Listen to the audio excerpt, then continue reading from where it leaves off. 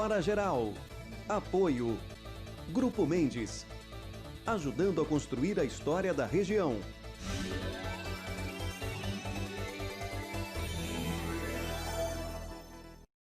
A partir de agora, mais uma edição do Hora Geral. Já estamos, desde ontem, numa nova semana. Tenho certeza que vai ser uma semana especial. Obrigado pelo carinho dos nossos amigos através da interatividade no WhatsApp 981 70 14 34. E a partir de agora, você fica bem informado. Não se esqueça que eu estou com você. Na abertura do Hora Geral, não teria como ser diferente, né? Nós sabemos o quanto repercutiu o comportamento desrespeitoso com um guarda civil municipal por parte de um desembargador. Ele que não quis aceitar a autuação por estar sem máscara num local público, na orla da cidade de Santos. Se você não viu o vídeo, veja o comportamento do desembargador, que é uma pessoa que deveria não só dar o exemplo, mas respeitar este período de quarentena que nós estamos vivendo no estado de São Paulo. Veja. Chamamos o oficial de plantão, não é? Para isso nós temos polícia. Exatamente. O senhor não é polícia. Eu sou guarda civil municipal. Não tenho autoridade nenhuma. Tá bom, eu não tenho autoridade nenhuma. Eu tenho autoridade de estar atuando sobre esse decreto. Tá aqui, Delbel. Liga pra ele. Tá ligando. Liga lá. Não, fala com o seu comandante. Eu vou falar com ele. O senhor tá afinando? Eu não vou falar com ele. Ele liga no meu celular. Se ele quiser, ele liga no meu celular. Ah, ele tem que ligar pra você. Exatamente. Ele liga pra mim. Se ele quiser falar alguma coisa pra mim, ele liga pra mim. Eu não vou pegar o celular do senhor. Finalizando 13 horas. Delbel? 13 horas. Do desembargador Eduardo Siqueira. Segundo Povo bem, e o senhor? Tudo calmo? Eu estou aqui com um analfabeto do PMC aqui, um rapaz. Ele falou que eu falei, vou ligar para ele, porque eu estou andando sem máscara, só estou eu na faixa de praia que eu estou. Ele está aqui fazendo uma multa e ele disse, então eu falei, olha, isso não tem decreto. Eu expliquei de novo, eles não conseguem entender.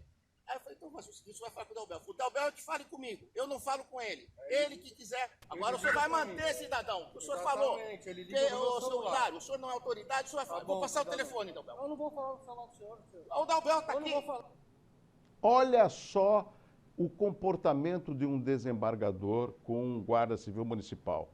E se ele se demonstrou ser uma autoridade, ele chegou a ligar para o secretário de Segurança Pública, que você viu no vídeo, o secretário Sérgio Delbel, para falar que eu não vou nem reproduzir a palavra desprestigiosa que ele usou com um guarda civil municipal que presta à corporação um belo de um serviço, apesar da deficiência, na cidade de Santos. Ficou feio para um desembargador, né? Uma figura tida, pelo menos é como ele demonstra, acima da lei, né? Numa cidade que é Santos, onde o próprio prefeito Paulo Alexandre diz que aqui não tem carteirada, ninguém está acima da lei.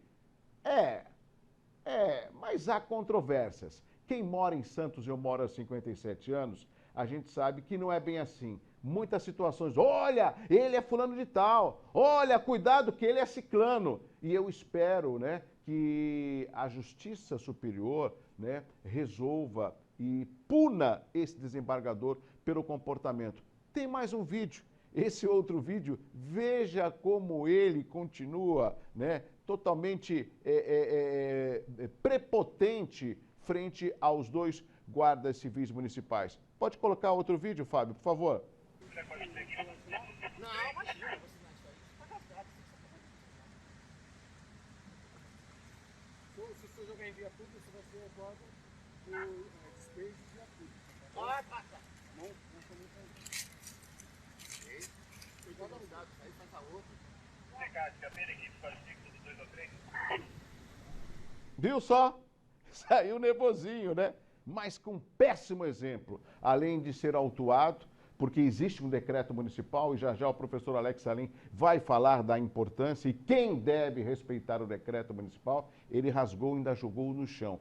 Esse é um exemplo de um desembargador. Pode colocar na tela, Fábio? Coloca na tela porque a população tem que conhecer esse senhor e ao mesmo tempo, né, o que ele fez com um guarda civil, né? Olha só, ele foi multado, amigos do Hora Geral, por não usar uma máscara.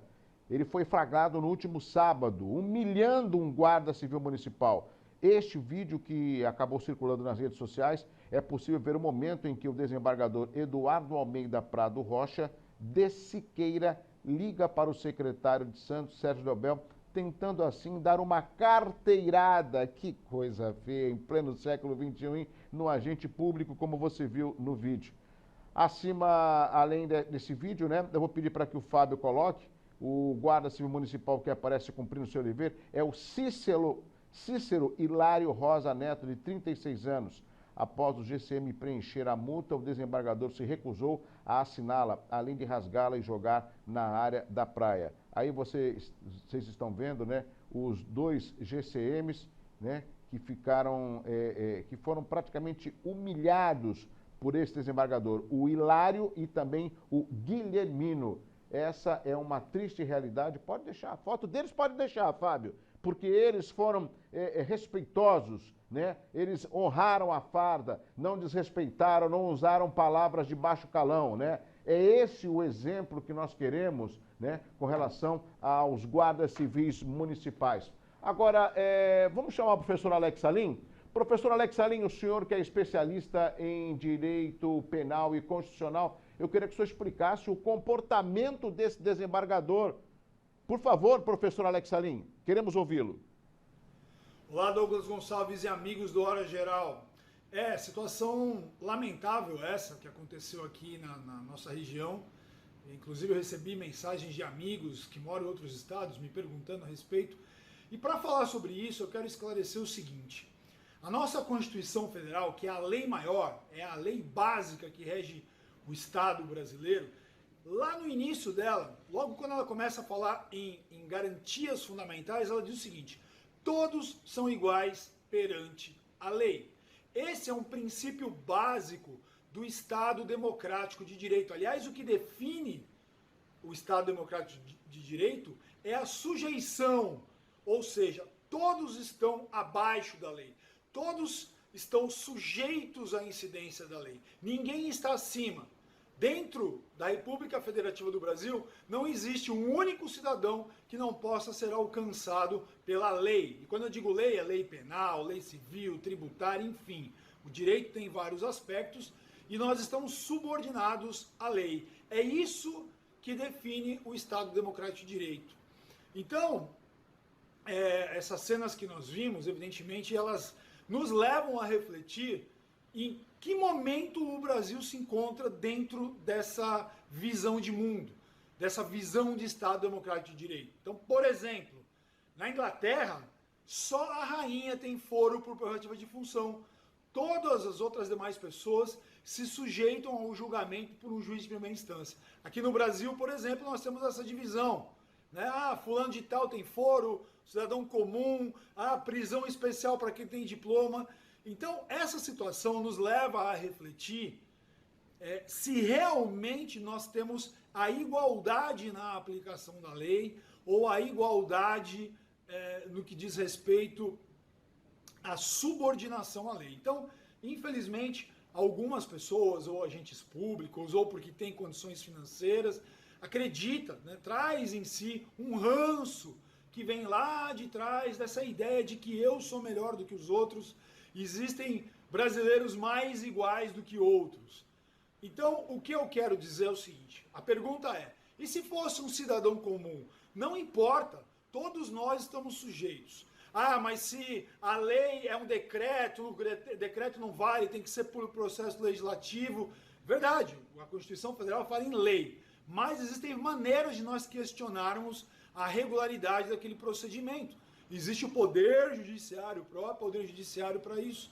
Então, existem instituições que nos protegem contra o abuso do próprio Estado. Então, vamos lá. Se aquele guarda municipal estivesse abusando ali da função dele, existem instrumentos, existem regras, existem instituições para conter isso. Então, é o sistema de freios e contrapesos que nós falamos, né? Então, essa situação deve nos fazer refletir nesse sentido. Será que o Brasil realmente vive um Estado democrático de direito? Será que todos nós estamos sujeitos ao império da lei, ou pelo menos nos comportamos dessa maneira?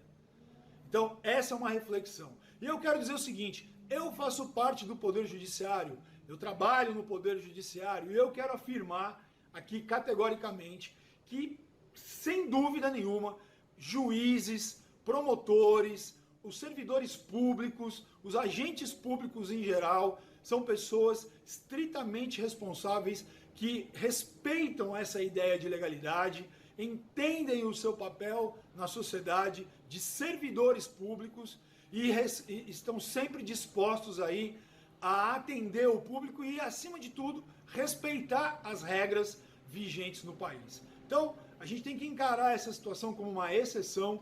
Isso não reflete o que é o Poder Judiciário paulista, né? Nós temos aqui no nosso estado magistrados de altíssima qualidade, que muitas vezes são firmes ali na condução do processo, são firmes na sala de audiência, porque eles estão presidindo a audiência e a condução do processo. Vamos lembrar aí do juiz Sérgio Moro, né? Uma figura que se notabilizou na Lava Jato, enfim. Nós assistimos audiências, muitas vezes ele ali firme, contundente, né, na condução do processo. O magistrado tem que ser assim, ele é sério. E com certeza, assim, a maioria é assim. Mas nós temos, às vezes, alguém ou algum agente público aí que derrapa um dia ruim, enfim, acaba exacerbando, extrapolando aí no seu comportamento.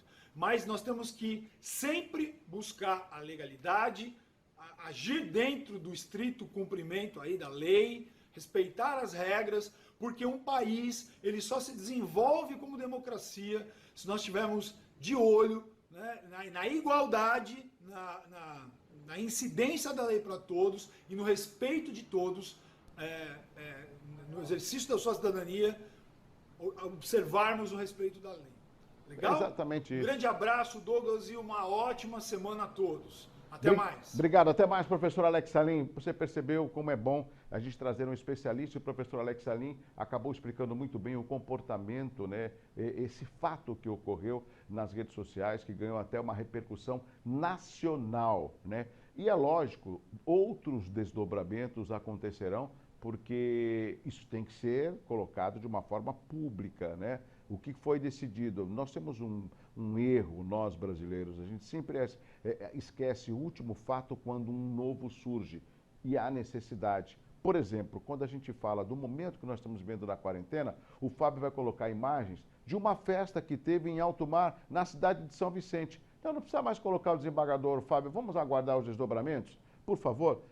Isso é São Vicente, pode colocar na tela, Fábio? Olha aí, ó. Aí, isso pode. Não pode também, não pode. Aglomeração de pessoas em pleno alto mar, olha ali, pode colocar na tela, Fábio. Impressionante, ó. Lancha, jet ski, isso tudo na orla de São Vicente, né? E todos sabem que nós estamos ainda na pandemia, mas duas festas foram registradas nesse final de semana na Baixada. Uma delas foi em São Vicente, né? Na Praia dos Milionários. As imagens falam por si só, ao menos 20 pessoas numa festa em lanchas. Segundo os moradores, o grupo chegou a soltar fogos de artifício a partir das embarcações, né? Olha só, isso tudo aconteceu em São Vicente, tá vendo? Em plena festa. E aí depois aumenta os números, aí a Baixada ela é reclassificada, volta para o vermelho, fecha tudo de novo. As pessoas precisam ter a conscientização e a responsabilidade. Por exemplo, não é o que este grupo de pessoas está tendo. Eu estou colocando São Vicente, mas também já teve em Bertioga, já teve em Guarujá, já teve em Santos, né? Então, há necessidade. Gente, vamos esperar um pouco mais para que a gente passe desse momento de pandemia, tá certo? Bom, de São Vicente, vamos até Brasília. Sabe quem testou positivo para a Covid-19? O ministro Onyx Lorenzoni, ele mesmo, olha aí, ó. O ministro Onyx Lorenzoni, que você está vendo na tela e o Fábio está colocando, ele aí testou positivo para a Covid-19, né? Ele utilizou as redes sociais e afirmou em seu Twitter no dia de hoje que testou positivo para a Covid-19. Ele começou a sentir os sintomas na última quinta-feira, dia 16, e logo sexta fez o exame, o PCR, que deu positivo. O ministro disse que está bem e permanece em isolamento social tomando azitromicina, ivermectina e cloroquina. Olha só, ele já está se recuperando e está em isolamento. Esse é um print, é uma foto, né, da postagem que ele fez nas redes sociais. Este é o Hora Geral. Farei o seguinte, um rápido intervalo. Na sequência eu vou conversar com o meu amigo Heitor Gonzalez. Douglas, quem é o Heitor Gonzalez? Ele é o presidente do Sindicato dos Bares, Restaurantes e Similares. Ele vai falar da retomada, né, da abertura do comércio, dos hotéis, e falar de um conselho que vai ser criado, tendo como destaque também a cidade do Guarujá. Mas, depois do intervalo.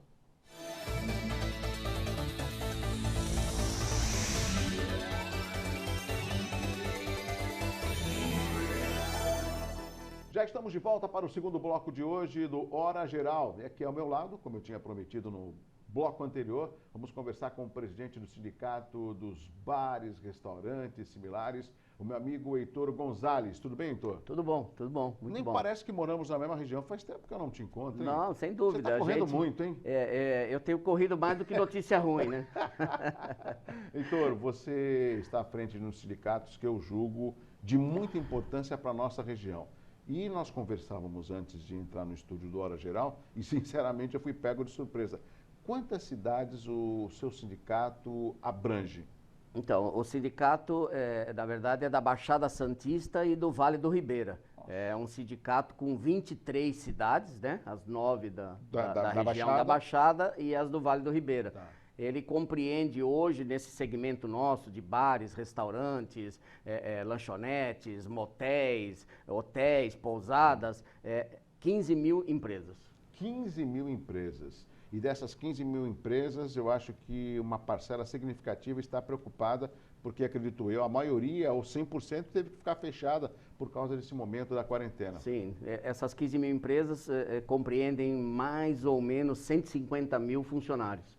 E, óbvio, desses 150 mil funcionários, muito pouco, digamos, talvez 15 mil, 20 mil, acabaram trabalhando com o delivery. Alguns porque já tinham delivery e outros porque começaram e desenvolveram, e foram obrigados a desenvolver o delivery nesse período. Então, todo o restante, nós podemos dizer que 130 mil funcionários ficaram parados 4 meses. Heitor, você sabe que eu gosto sempre de provocar os meus entrevistados, porque nós que somos da região temos um carinho por ela. E você tem uma grande responsabilidade à frente do sindicato, dos restaurantes, bares e similares. E na semana passada, exatamente, nós colocamos aqui a posse do novo ministro da Educação, que é o reverendo Milton Ribeiro, que é de Santos. E na posse, o presidente Jair Bolsonaro falou muito bem de 2 regiões que ele tem um carinho muito grande. E segundo palavras do próprio presidente Jair Bolsonaro, 2 regiões pobres do estado de São Paulo, a região metropolitana e o Vale do Ribeira. Aonde eu quero chegar? Eu aposto muito no seu segmento, principalmente aliado ao serviço e ao turismo. Você já pensou em elaborar um projeto com essa grandeza, abrangendo as cidades que o seu sindicato cobre e levar até o presidente Jair Bolsonaro? Olha, na verdade, não chegamos aí ainda. Já passou pela cabeça, sim. Ótimo. Já passou pela cabeça. E, na verdade, eu fiquei sabendo, e a gente tem tentado pegar uma carona, o próprio governador do estado, ele é um homem que veio do turismo, né? João Dória. O João Dória é um homem que veio do turismo e ele montou uma equipe bastante forte para pensar no estado de São Paulo para 2021 e 2022. E especificamente o quê? No turismo. Ótimo. Porque é a chance, e todos entendem, que você não vai ter turismo internacional, né? Os brasileiros pouco vão sair do país. Então, o turismo interno, ele tem uma expectativa de crescimento muito grande, né? Então, se acabar crescendo, o que nós temos que fazer? Acabar trazendo esse turista para a nossa região. Então, isso é o grande foco que o governo do estado tem e é onde a Baixada Santista tem que se encaixar, né? E o Vale do Ribeira de uma forma bastante coerente para que isso flua e traga bons projetos. Eu acho super importante, porque o turismo, no meu entendimento, falar isso para o Heitor, é ensinar uma criança o beabá. A importância do crescimento do turismo na Europa, que dirá numa região próspera como é a nossa. Mas parece que cada cidade tem uma vaidade política. A gente está na cidade do Guarujá, por exemplo, e você conhece muito bem o Guarujá, sabe da importância da ligação seca, que até agora não saiu do papel, O prefeito Walter Suma esteve aqui semana passada, falou alegre do aeródromo, que é o aeroporto, super importante, né? A gente não pode esquecer também da hotelaria. Quando você pensa num hotel, me corrija, ou seja, é o garçom, é o maître, é a copeira, é o manobrista, é uma série de serviços que precisam estar no nível dos municípios para poder atender e trazer esse turismo receptivo. E envolve o seu sindicato. O sindicato dos restaurantes, bares similares que você preside, costuma ministrar cursos para qualificar esse tipo de mão de obra, por exemplo? Sim, o importante, você disse muito bem, hoje nós temos uma gastronomia importante na nossa região, que poderia ser muito mais latente. Sim. Nós temos uma hospedagem também bastante qualificada, mas nós temos um pouco de pecado na mão de obra, né? E o sindicato sempre trabalhou nesse segmento e agora, nos últimos 2 anos, exaustivamente, temos feito cursos de todos os níveis, de barman, sommelier, garçom, cozinheiro, alta cozinha, ajudantes, enfim. Perfeito. E o principal, né, para o dia de hoje, que é a área de sanitária, né? Os bons costumes. Como manipular os bons costumes de manipulação e higiene. Exato. Que os restaurantes e hotéis já tinham anteriormente, né? Eles não, na verdade, agora eles duplicaram, vamos dizer assim, esse segmento. Esse segmento e também a necessidade de uma atenção maior para a população. A gente fala que a gente está numa pandemia, mas isso não é eterno. Logo, logo a gente está retomando a normalidade. Se Deus quiser. Agora, Heitor, um outro aspecto que é importante, quero aproveitar a sua participação aqui no Hora Geral. A gente falava também de um conselho. Que conselho é esse que está sendo discutido e criado e que envolveria as cidades da Baixada? Sim. Guarujá também está inclusa? Sim, Guarujá, na verdade, existia na Baixada e está sendo feito, capitaneado aí pelas faculdades, né, uma preocupação com a Baixada como um todo. Mas a gente sentiu, e sente, continua ainda nessa ideia, que a cidade vem primeiro que a região. Então a cidade tem que ter essa consciência, e cada uma das cidades tem que ter essa consciência, e depois a região como um todo. Então, Guarujá começou a abrir o foco para uma cidade que hoje é a 2ª melhor cidade do país. Não Guarujá? a 2ª. Maringá. Maringá. Maringá é considerada a 2ª melhor cidade Sim. do país. Então, nós fomos até Maringá buscar o porquê ela era. Poxa, por que Maringá? Vamos descobrir, vamos conhecer. Vamos descobrir. Né? E realmente, Maringá, ela fez há alguns anos atrás, há uns 15 anos aproximadamente, ela criou um conselho na cidade.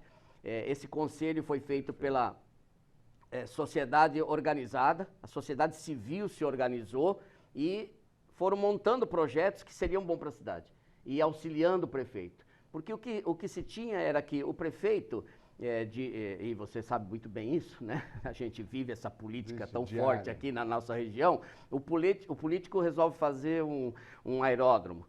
Aí não deu tempo naqueles 4 anos dele, veio o próximo político e falou assim, o aeroporto ia ser amarelo, eu não gosto muito de amarelo, vou fazer um novo projeto e vai ser verde. E aí não sai de novo. Exato. Então, isso tem que acabar. E era isso que Maringá fez. Começava-se um projeto e essa sociedade civil organizada exigia do prefeito que viesse a suceder o prefeito que estava fazendo, que continuasse aquele projeto. Independente do prefeito da hora, o projeto continua. Exatamente. Então, isso deu muito certo, a cidade é fantástica em todos. Bom, para você ter uma ideia, a cidade ela tem já túneis feitos para trens, para quando ela crescer mais, já está pronto. Olha só, que perfeito. Entendeu? Então, Guarujá encampou essa ideia, a sociedade participou como um todo, né? Toda a sociedade participou e estamos já há 6 ou 8 meses trabalhando nisso. Santos começa essa semana. Esse conselho depende de alguma aprovação da Câmara ou não? Sim, agora já foi montado todo o esqueleto do conselho, foi apresentado para o prefeito Walter Suma, que deve enviar para a Câmara dos vereadores do Guarujá. Isso vai acontecer nas outras cidades também? A mesma coisa, Santos já vai por esse caminho, já também... Guarujá você já conversou com o prefeito? Isso, Santos vai no mesmo caminho, espero que as outras cidades também tomem esse caminho, porque eu acho que é o caminho para a nossa região realmente ela mostrar o que ela tem e ela pensar lá na frente que pode ser uma região muito próspera, principalmente do ponto de vista turístico. Agora, além de presidente do Sindicato dos Restaurantes, Bares e Similares, você é um empresário também, né, do restaurante, do Aqua World. Tem alguma outra empresa que você está à frente que a gente desconheça, Heitor? Não, eu sempre faço parte aqui, ali, eu sou sempre, eu sou um empreendedor nato, né? Então, aliás, minha mulher sempre fala, minhas filhas, pai, para um pouco, cuida de você, né? Chega uma hora que a gente precisa cuidar da gente. Heitor, eu quero agradecer sua participação. A gente vai retomar com esse tema outras vezes. Hora Geral, eu quero abrir espaço na Hora Geral, porque esse seu segmento tem a ver com o crescimento da região. É turismo, é geração de emprego, é potencializar a nossa região, Vale do Ribeira e a região metropolitana da Baixada Santista, né? Isso é fundamental. Quero parabenizar o trabalho que você vem desenvolvendo à frente, né? E dizer que tem que ter comunicação, você precisa espalhar essas informações ao público, né? Porque hoje com as redes sociais, nós transmitimos através da TV nas redes sociais, é muito fácil de levar essa região que nós amamos. Eu conheço você já há um bom tempo, mas se não houver o empenho político para que ela possa acontecer de fato, a gente fica a ver navios. E olha, vamos lutar para superar Maringá. Não, com certeza. O objetivo é esse e é bacana, Douglas, o seu programa se presta a isso. Eu acho que e você tocou num ponto crucial. A comunicação, cada dia mais, vai ser a alma de todo tipo de mensagem e todo tipo de negócio que você queira propagar. Nós temos que investir nisso. Muito obrigado. Conversamos com o Heitor Gonzalez, ele é presidente do Sindicato dos Restaurantes, Bares e Similares da Baixada Santista e também do Vale do Ribeira. E se você quer fazer uma pergunta, quer interagir, o nosso WhatsApp continua sempre à sua inteira disposição, que é o 981 70 14 34. Um abraço assim para você, ó. Tchau, tchau.